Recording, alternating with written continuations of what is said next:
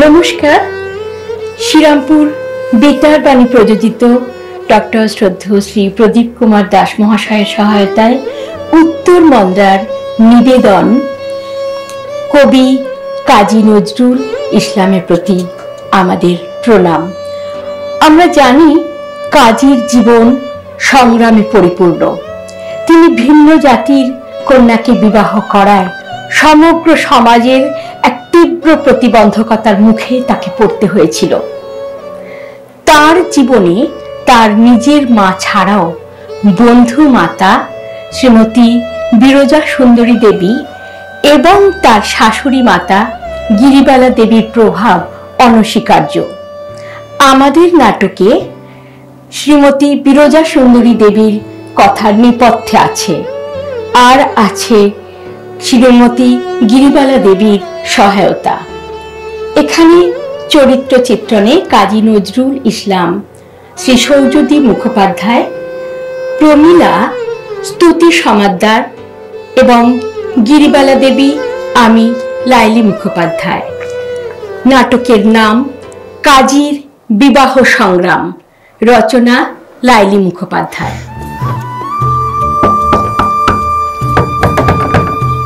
কাজী, কাজী।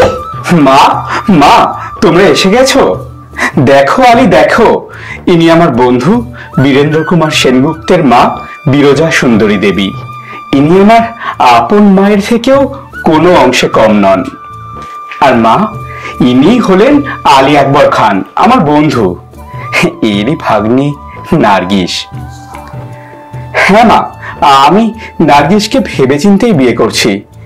মা, তুমি দুশ্চিন্তা করো না, তোমার শুভকামনা আমার সাথে আছে, এই আমার বিশ্বাস। আরে তোমার সাথে এ কে এসেছে মা?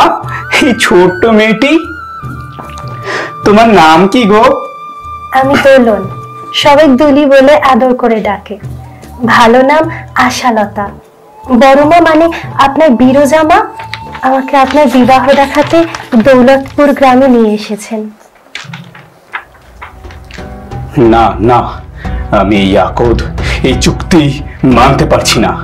কাবিলের শর্তে আমাকে দৌলতপুর গ্রামে বিয়ের পর থাকতে হবে, তা আমার পক্ষে অসম্ভব। এক্ষুনি এক্ষুনি আমাকে এখান থেকে পালাতে হবে।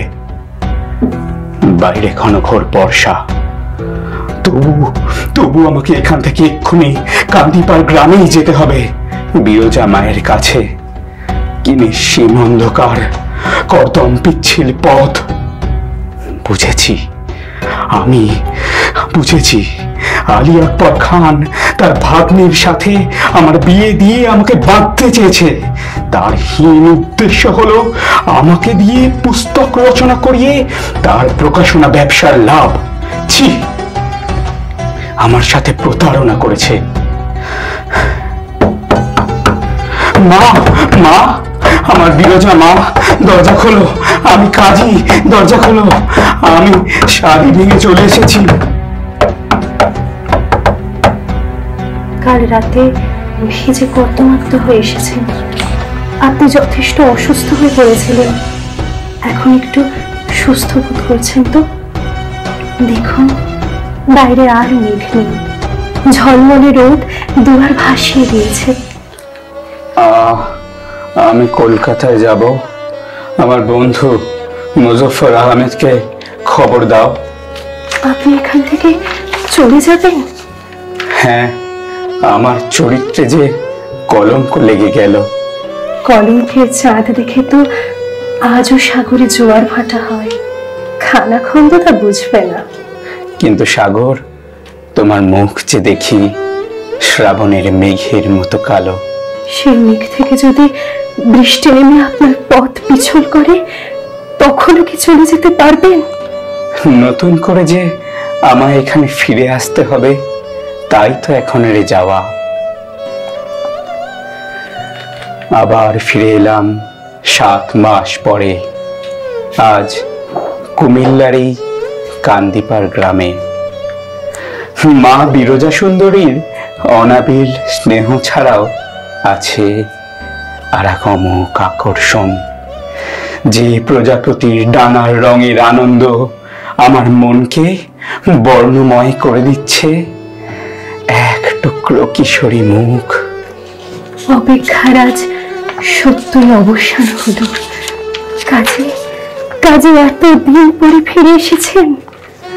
আমার কবিতার রেখায় চিরবৈচিত্র্যে ফুটে উঠেছে তোমার মুখ, আমার গৃহলক্ষ্মী হয়ে প্রমীলা।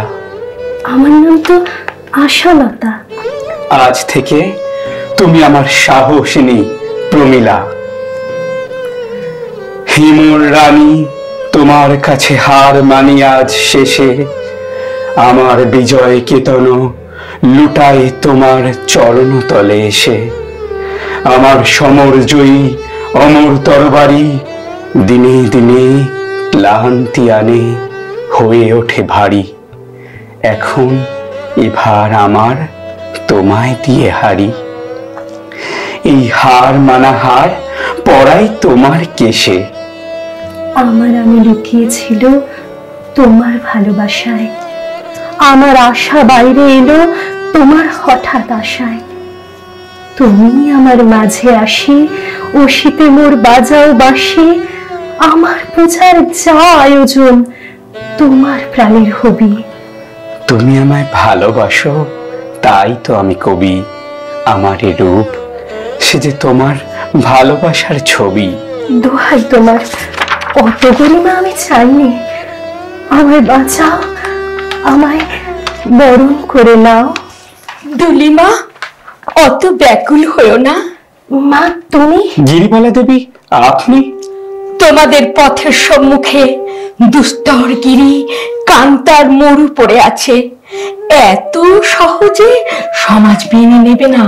কাজী তোমাদের বিবাহ মানছেন না তোমার মাতৃসমা বিরজা সুন্দরী দেবীও। মা মেনে নেবেন না?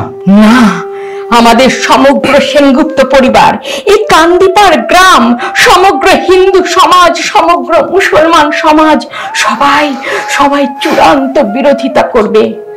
সেই যুদ্ধের জন্য তোমরা প্রস্তুত তো? আমরা আপাতত এখান থেকে কলিকাতা চলে যাব। শহুরে শিক্ষিত সমাজও কি আমাদের এই বিবাহ মেনে নেবে না? একসঙ্গে অবিবাহিতা মেয়ে নিয়ে তোমার সঙ্গে যাওয়ার মত আমারও এই মুহূর্তে নেই। কি বলতে চাইছেন আপনি? তুমি এখন একাই যাবে কাজী। বিবাহের ব্যবস্থা কলকাতায় গিয়ে পাকা করো। আমি মেয়ে নিয়ে যথাসময়ে পৌঁছে যাব।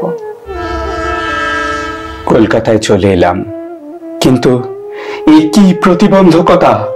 কি করে এই অসম সম্প্রদায়ের দুটি হৃদয়ের মিল হবে?